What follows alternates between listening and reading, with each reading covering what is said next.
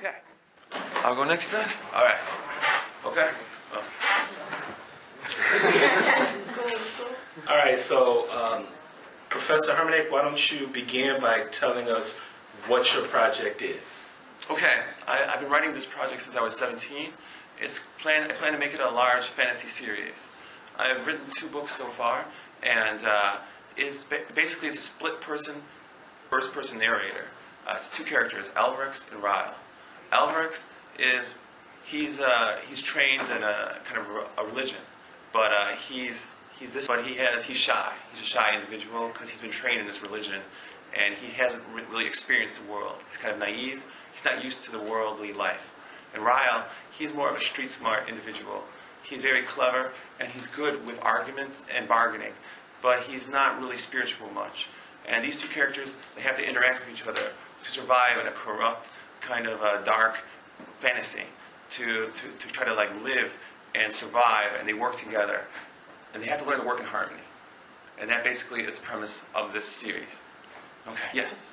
When was the... Okay, the first book was released February 2nd, and I hope to release the second part of the first book by the end of May. And the third part of the book, I hope to get it done by July. Yes? Is there any specific reason why you chose that? I would say I'm more closely related to Elvrix as a character, honestly. But I have that Ryle aspect to myself where maybe I have that part of myself where I can write that character, but I think that character is probably more disconnected from me and it's people I have met.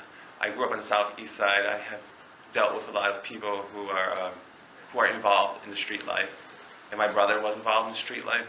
So probably I drew from my outside experiences more with Ryle, and Elvrix is probably more of me. What's the name of the book? Long Morrows of Passage. The Prudentian Trilogy. It's named after the city, and the city is loosely based on Chicago. But it's not Chicago literally, but it has like a little bit of connection to Chicago. What time is this book? Yeah, the time frame. Is it a historical novel? Is it very... I based it on the Christian Empire and the Roman Empire, and I took both of those time periods and I smashed them together to make a kind of unique time period where it's a time period that is... I did research history. I did not just make it out of pure fantasy. I tried to research history and put history into the book so people can learn from the book, and it's not just recreation. Elvrix, he's book, like not saying like you have followers of it actually, but like fictional religion, or did you kind of say it's like Catholicism and slap a different name on it? It's largely based on Catholicism, since I was raised Catholic. But it does have differences to some degree. I mean, right now, Catholicism doesn't have any more religious warriors. But at one time, they did have religious warriors, right? And so, yeah, I'm going back in time to when Catholicism was like militant and more aggressive, like forcing people to conversion. But Catholicism still has some issues with it, namely the pedophile priest scandal. And that is an issue that I try to deal with in the book. But I don't condemn Catholicism as a religion. It still is a disciplined practice, and it has a good aspect to it. But it has flaws, too. Yes, they have. My mother, she liked the book, she said, but she was disappointed that I killed one of the characters off. And my father, he said, I hope the religion, you're not attacking Catholicism. And I said, I'm not really, but there's parts of it that I'm criticizing. But it's still it's still a valuable religion, and it can be a good thing if you practice it correctly. About any backlash from a religious standpoint? Yeah, I'm expecting somebody to say at some point that I'm attacking religion too strongly in the book, or I'm criticizing it too strongly. But I think like a good book should criticize something in society. Otherwise, it has no purpose. Something needs to be argued in the book. Otherwise, it's like you're not doing your job as a writer. Where can we find this book? Online? Can we walk into a bookstore? Where can we get it? I only have the Kindle version right now. I do plan to find a printing press to publish it and pay. I do plan to pay to have physical copies made soon enough. So eventually, I plan to make it both print on demand and Kindle. Okay. But right now, it's only Kindle. Yeah. She made the covers for the first 2, but not the third. I switched cover designers. She got a job with the Art Institute. She's got a job, and she's very busy right now. So I'm switching over to another person because her career has actually, as you said, she is good. So her career has taken off, and she is doing quite well. Questions? Yes, ma'am. My writing process. My writing process began. At first, I was too self-conscious, and I was always checking my grammar and very nervous, and I was slow, very slow, and I did not have any much connection to my subconscious. So what happened was, eventually, as I wrote more and more, I began to tap into my subconscious, and I kept my cognition too, because I learned the grammatical surface rules. So I think a good writing process is a balance between the subconscious and the cognition, and the cognitive aspect of the mind. And if you take those two and you balance them out, you'll have a good writing process. Right. Does anyone else have any questions for Professor Hermanek? My next project is going to be the third part of the trilogy, and it's called Dreamless Sleep. It's the final part of the Prudentian trilogy, and it will conclude the two characters, Rael and Alvarez, and how their relationship comes to a conclusion, basically, throughout the other two novels. So that will be my next project. Yes. I got a fun question. What if, well, not that anyone else's question wasn't fun, but I got a good one here. This is going to really put you on the spot. What if I was a student and I wanted to read your book for your class? Would I be allowed to do that? Would English and Speech Department chairperson, along with the Dean of Instruction, allow me to be able to read your book in your class? What do you think? Well, since I'm not the Dean of Instruction, and I'm not the chair, I couldn't answer that question. Would you like for them to maybe? Would you like for them to maybe approve that? That way, you know, you can share your wonderful book and your wonderful knowledge with the students of Daly College. I would like that. I would. I would like to see the perspectives of my students on my novel. I would like to see what their view of it. I would appreciate their opinions of it, whether positive or negative. And I would. I think it's a literary experience too. It took me 8 years to write it. So it wasn't like I just wrote it overnight. So I took 8 years of my life to put it into it. So I would like to see the perspectives of my students on it and see if it offends them or if they enjoy it, and change my writing habits based on their views. Yeah. Best of luck. And as chair of the English department, I have been instrumental in pushing Hermanek to do this so that his students and all of our students can understand the value of writing, period. You know, I mean, they see that their teacher know that he was writing.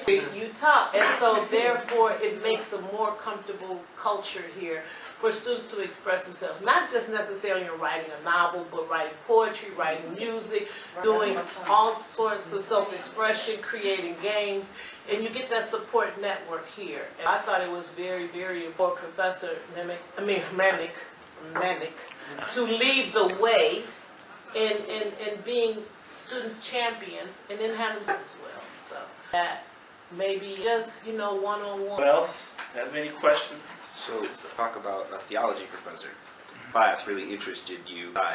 Is that why you took books of Catholicism and you already decide that you were... David Dunworth was his name. He taught Death and Dying. And I had not really thought much about dying until that class. And once he taught it, it did open up my mind to a lot of different ideas and different religions. So I would say the class did kind of like make me see the broader spectrum of religion, make me see it in a broader light. I did learn about Buddhism, Islam, Christianity, Judaism as a whole. So I was more able to see the full spectrum. So I would say that yes, he did. He was instrumental in this book, and he gave me ideas for the characters that I would never have come up with without him. And I consider him one of my mentors. Yes. All right. Do you have any other questions? Kind of get lost in that you've, like any other genre similarities, Game of Thrones, lost like they would? I would argue they could possibly get lost. I hope so. That's not kind of the goal. I want to take people out of their everyday life, their stress, and put in a world that is not like this world, so that they can stop focusing on their everyday problems for like a night and just like sleep restfully and get rid of insomnia and any other issue.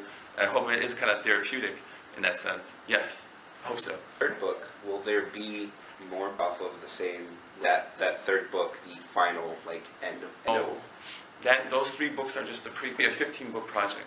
Yeah, a very long project. It won't end after that 3rd book for sure. I have a main book that I based these prequels on. I started the main book and I had to go back in time because Mr. Dulworth, he told me that the 2 main characters, they need to be more interesting than the villains in the book. What I did was I started a prequel to go back into those main characters to make them more interesting than the villains. So that people cared about the heroic characters more than the villains. But I don't want to make a book like where the villains are celebrated too much. I kind of want to make it where you care about the people who are trying to be good. And they have flaws, but ultimately they're trying to be good. And their goal and their purpose in life is to be good, but they do have flaws. There are villains, there's a lot of villains in the book, but they're not celebrated as much. And yeah, you could celebrate the villains more as a reader, but hopefully my goal is to focus on the characters trying to do good, trying to be productive and trying You think to... that's boring? I think that I'm personally more antagonist values around, in fact, to this book to make why the villains are doing what many people of our generation would. I get your point. And Ryle, as a character, I think if you read his character, you'll see that he's not like, he's kind of an anti-hero. So you would see that he has committed some actions that are villainous, but he's still ultimately doing it for a noble purpose, to support his family. So it's like he is a kind of paradoxical type figure. I think you could like the character like Ryle, where he is not like Elverix, where he has this kind of like, high level. He's not. Elverix is not dirty at all, kind of. Ryle is kind of a bit dirty character. He ultimately has like a high goal, like you're talking about. I would say Ryle is an anti-hero. You ever thought about really taking it to the next level in terms of maybe, moving it, to Hollywood or something like that? Like Game of Thrones. Well, I don't want to be too ambitious. I mean, I just want to get the books done first. If somebody approached me over it, I would be willing to, as long as they didn't corrupt it, though. Make it into something, just a money-making project. I want to keep the authenticity of it and not make it into something silly. Like diversity. Right, like something silly. I'm not going to comment on that. But she went from the north side. She's a Chicago writer. Wrote the version. Well, see, The books were good. And so I understand why you want to keep like the authenticity of it, because when you hand off to someone else, I appreciate the fact that you're... No, I was just going to say to really get hard, because that's great that you want the authenticity and all of that, but let's be honest, somebody offers you a mega multi-million-dollar deal to get their grubby little hands on it. Are you really going to say, oh, well, I don't want your $15 million deal because you're going to corrupt it and you're going to all of a sudden make the villain more important than the protagonist? Are you really going to turn down that kind of money before taxes? Joe, just tell him you do that, you'll cross that bridge when it comes to it, right? Because, I mean, you, in many ways, you can retain artistic rights over it as well. You get your 15 million. Get your 15 million, but retain some of your artistic rights. Right, it is 8 years of my life, so I think I could actually fight a little. I definitely think I could resist it. I do think so. I'm saying this in theory right now, I know. I'm saying this in theory. But if they came to me and they offered me that contract, I think I would really willing to reject it if they were going to corrupt it completely. And make it into like a silly Disney movie. A silly Disney movie. Go ahead. So, we're saying that you're saying 15 million, but the author of 50 Shades of Grey, let's be honest, it's crap. It's complete crap. It's not good. The writing style is completely, not even the content. Just, it's crap. But the author, just from the movie that came out I think, and you're saying that you're gonna suggesting 15 million? Well, I know he just threw that number in. I just threw the number out there. I said, get your millions. Get your millions, America. H&R Block. Get your millions. You shouldn't, I don't think you should settle for anything less than some cheap porn that you can read on, which you could have if any of you were that Edward and Bella fan fiction fan, which is where 50 Shades of Grey came. I did not know that. No, 50 Shades of Grey, the author used to be a fan fiction writer, and the whole book was of Edward and Bella. Then she took it, changed the name, and then published it. That's all she did. Find some screenshots of her fan fiction. I'm personally a writer on fan fiction. I'm not going to give my name because some of it's pornographic, but it's interesting. And a lot of our authors start out like that, out writing things, seeing what people, or they just basically take all their old work and change the names from like Edward and Bella to whatever names they come up with. I don't know. You shouldn't sell yourself short. Much more than that, since you're 15 bucks. So Yes. I don't know. I would say it's something that I would personally reminds me, because I'm a huge comic book reader. I do it because I love it.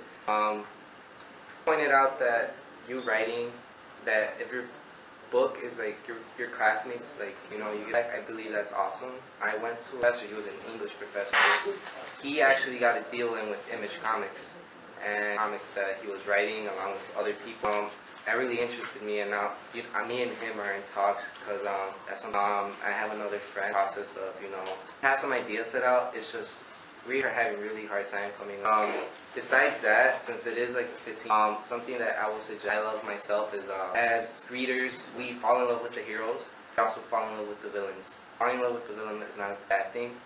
As I've read, most of the villains they thought of either dark past or they had good intent, got corrupted by. For example, right now in the comic book industry, origin stories about villains is great. It's interesting. I love Batman villains. Anti-heroes are a great thing too. Like Deadpool, they're making a movie. And you already have this idea of a 15 series book. From there on, you can just expand it. Villains, I would say, aspect is like the heroes. We also want to change. We want to see where the bad guys came from, where they're dealing, and their way of thinking is usually more complex than the heroes. Are messed up. What you gonna say? I wanted to add on to it. Some, villain, The Dark Knight, Keith Ledger played. There was that speech about how Alfred said, some people just can't offer them any reason or logic to stop them from doing something. I think is an interesting set of mind. I think you want to delve into that character and learn themselves. And ever since I've seen that version of the Joker, I became complete by all characters or attitude of just wanting. I think that by making a villain, a little psychotic, who from anything you've ever, draw more characters in rather than just make us read something. Villains, they kind of indulge the more aggressive, dark, harsh aspects of ourselves. What about the parts of ourselves that aren't really sold on movies, like being shy or having vulnerabilities and caring about people, caring about the person who has no money or caring about the person who has a disability? What about that type of person? I mean, is that person really ever celebrated at all, or is it just the villains who get celebrated? Do our movies and our entertainment celebrate villains too much? Except for tragedies or poor who has experienced some of these. I don't all the things I might wear So you seek escape through the villains. I think being a villain, possibly, or being someone that they just have no reason or logic. That's someone I want to read about. I wish that maybe I could be that person. All short stories, I personally prefer. All have a bad side, and we I don't want to be the good person. I want to, give in to my own desires and do what I want. That's why I relate to villains. So. Praise as much as villains. Can't relate to a hero as good as a villain. Just because when you're saying that they give to charity, they're walking down the street, you don't hand a homeless man $100. You're kind of, we're as humans. But you could give a homeless man $100. Right, but no one actually does this, so it's not really. Not no one. Some do. Right. But I agree, it's like a minority. So, right, some so your do. target audience is kind of I don't do that. So you have more villains out here than Exactly. Right. you have heroes. And I have two characters, L versus Ryle. Ryle would be more of the person who's worldly. He would not give money to the homeless. He's one who cares about his family over the rest of the world, and he'll do whatever it takes to support his family, even if it is extreme action. Alfred X would be the one who would have boundaries and rules, and there's two different types of characters, and they do get along. They have to get along to survive, because they need each other. one cannot live without the other types.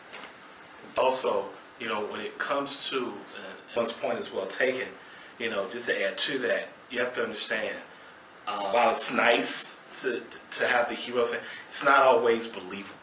I've noticed with a lot of people, regardless of age or gender or race, people want more reality. And the fact of the matter is, a lot of people come from difficult backgrounds. A lot of people have difficult times that they go through in their life, whether it's school or work or whatever, especially coming from a rough neighborhood. There's that old question: does poverty cause crime? So what happens is, as we grow, anger builds, frustration builds, and you just get tired of doing things the right way, and then you become that villain who says, you know what, I'm going to go against the grain, and I'm going to go ahead and just do it my way because the right way just wasn't working. You see that a lot in all kinds of genres, right? And then all of a sudden, the villain turns on the good guy, or the villain takes out the boss, right? That's something that's really, really big in a lot of circles, where you have the entry-level worker who's angry, and then finally, they would love that one opportunity to beat up their supervisor, or beat up their boss, or beat up that person who wants them to pay a bill. It's that frustration that comes out. Right? So, it's nothing wrong with hero, but a lot of times it can be unrealistic. Perfect example is romantic comedies. I've always said that romantic comedies are some of the most unrealistic movies, books, Lifetime stuff in the world, because everybody has money, everybody's attractive, everybody drives a nice car, everybody goes to the right club, and at the end of the day, the man gets the woman, or the woman gets the man, and everybody lives happily ever after. Well, the fact of the matter is, relationships just don't work that way. Whether it's male, female, male, relationships don't work that way. More than 50% of marriages end in divorce. So when people say that and they see that unrealistic stuff, they sit back and say, wait a minute, that's not my life. My life is, you cheated on me, let me go ahead and get a bat and hit you over the head with it. And then let me go ahead and talk about it and try to get everybody to stay away, from this type of thing. So I understand why, you want to keep it pure and things like that. But we remember the villains all the way back to Shakespeare and Iago to now. We remember that because a lot of us in some way, shape, or form, and when you can relate to it, you see yourself, just like critical thinking. I always tell my students, can you see yourself in the character? And a lot of times people can. And it's a Joker. I can see myself, as Doomsday, beating up Superman. I can see myself as Iago. I can see myself as Ryan O'Reilly from, the HBO series Oz. I can see that. So I can relate to that. And since I can relate to that, I'm going to buy your book. There is like an alternate villain, though. What about the suicide bombers, right? Those people who deny themselves so much. They've denied themselves every pleasure. They've toughened their mind to the point where they can commit suicide as a weapon. Now those exist too. So there's an anti-hero that hasn't really been explored. Now Alvarez, he could be the suicide bomber. He could commit suicide for the sake of his belief system. It's a different type of villain, but they exist. So there's two types of villains. Not every villain is out for worldly gain. Some are, and they need to be changed. Who wants to have a suicide bomber, right? Blow themselves up, like 9/11, right? Who wants to have a person drive a plane into two buildings? Nobody. But shy, innocent types who are naive to the world, they can see the world as a threat and become that way. So I want to say that there are different types of villains, and Alvarez, he's not perfect at all. He's not like a hero, for sure. I would say he does bad things. I would say that he's corrupted by the world in the end, to some degree, because of his naivety and because he blindly follows his religion. And he does not pay attention to the wider world. Yes? I actually read types of villains, and was so that he needed to sacrifice his life and for the sake of, and special, everyone treated him having such a great honor. It wasn't an honor, he's just gonna die for the sake of because his family as well. So, dying, but he was, but inside he had some, I don't really, a naive person who does that. But in the end, aren't they a villain? They're killing people, they're taking people's lives. They're damaging society. But can you really? Of course. That's it's a question that could be debated. Yeah. Yeah, it's very.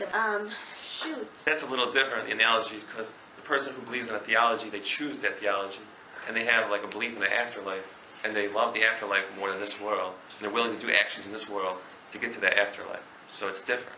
So sacrifice his own first of all. So I would argue it is, because he is willing to do things in this world that would take other people's lives for this vision of the afterlife. So it's choice. So I would say that they're choosing to do something that's hurting others. Okay, if you want to call them a villain, I'll I'm not a villain, maybe an anti-hero, like you said.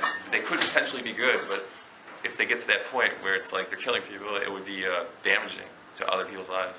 Maybe have shown like not as relatable. Well, it depends on the culture, right? If you're raised in a different culture, they would be more relatable. But if you're raised perhaps in a Western culture, maybe you're right. Maybe that kind of villain would be like a type villain. But in the end, a villain is a villain, and whether they're low grade or high grade, I mean, there wants to be one. The goal in life is not to be a villain. Rise, and every hero falls at some point. They may not talk about it, but it happens. So, would you say that your heroes kind of fluctuate like that? Definitely, I would say that they're not pure heroes. I would say they have serious flaws, and they make tragic mistakes, and none of them are perfect. I would say they're light gray type people. Would you say that they encounter other people who on similar paths to them but took a wrong turn? Yeah, and I would say that they feel sympathy and they try to change those people. I wouldn't say they want to outright fight them. I would say that they probably share some of the same characteristics as those people, but they have not gone to the extremes of those people. They have boundaries that keep them from going that far. They to villains a bit. Yeah. Some of the villains. They definitely. There's one villain, his name is Will Two Teeth. Kills people and he takes their 2 teeth. It's because he collects teeth. And he believes that if he collects, he believes he collects all these teeth, he can give them to this person and become immortal. So he's kind of like a disturbed type individual. And there's a character, Elric, he feels sympathy for Will Two Teeth because he sees some of himself in Will Two Teeth. Some of the tragicness of his life, because Will Two Teeth was born poor and he had no money. He killed his first person. The first person had no money, and he stabbed the person blindly out of like hunger and starvation. And he became like, he turned it into a routine, a ritual, killing. So Elric sees that story and he feels sympathy for that character. But he does not want to be him, but he feels sympathy. One more like kind of follow up to this. Read the Harry Potter series or know it, correct? I do know it, but I haven't read it. Okay, so in the Harry Potter series, Voldemort, which is the main bad guy, he who should not be named, he's the ultimate, like, no one's been worse than this guy. Extremely relatable to the hero, Harry Potter, who finds so much of himself inside of this person who, ultimate evil. Say your characters, or Ryle and Alvarex, do they find parts of themselves in the ultimate? Definitely, yeah. I would say Ryle even more. I mean, I would say Ryle, he does venture into evil in the book. Sometimes, if you read his character, you're going to find him kind of insulting at points and aggressive. And Alvarex, he does, I would argue, venture into evil too, because he obeys authority blindly and he ends up murdering somebody who was innocent, and the church told him this person was a villain, and he kills him, thinking he was, and actually the person he kills was doing good for that world. So Alvarex too ventures into evil, they both do. And honestly, they could be killed as villains at points in the book. They are not perfect at all. They have, they're humans, so they have like their flaws, but they want to be better than they want to be better. They don't want to keep venturing into that realm. I like in a hero, in the main character, I like the main character to be someone who isn't necessarily the best. They're just someone who's not so much flawed, but they have the choice. They have the choice to go ahead and turn evil. Whenever they want, they can do it. It's flip of a switch. But they force themselves to stay on that right path because they know it would be, not so much that they know it would be too easy, but their morals keep them from doing. They know the outcome when someone does a despicable act. They know how it affects others, so that's why they decide against it. Yeah, exactly. Yeah, once you taste whatever once you taste that action, I think you know, like you said, do it again, but you choose not to, because you no longer desire that action anymore. the consequences. Batman, he's got his one rule against villains, which is not to kill. He kills them, he's just like them. But what he does do is he loses crap out of him. He's broken the Joker's everything multiple times, but he's never killed him. Say your characters get to that point where they like go nuts, almost like stepping over that line after they've decided where that line is. I think both of them are against torture and the idea of like, so outright, like, I think if they were gonna like kill, if they were gonna fight somebody, it would be about like just kill them outright. Like it wouldn't be like a long suffering process. Beating people up, I would say both of them. Well, Ryle would be more likely to do that. Elric is against violence, but he's forced into it. So if he had to be violent, it would be a extreme action. So probably it would result in murder, but he would not choose that. Instead, he tried to negotiate, talk, do whatever it took to calm the other person down, and not turn to violence. Because violence, it does lead often to murder. In real life, if you beat somebody up, you're probably going to come back in some neighborhoods, and then they're not going to forget. So beating people up is like one of the worst things you can do, especially if you're dealing with extreme criminals, right? You don't want to do that. So I would say in this type of environment, it's a medieval world, right? There's no law. The law is very weak. So yes, I would argue that it's not a good idea in that world to beat people up. It's impossible. It would probably result in them coming back for you. But in an urban type Batman setting, maybe you can get away with it. Right. That was pretty good. I want to say thank you for sharing your project. I'm sure it'll do pretty well. 15 books, that's a lot of books. God, I could never write that much. So good luck. And again, thanks for sharing it with us. Thank you. We appreciate it. Thank you. Thank you for all coming. Yeah.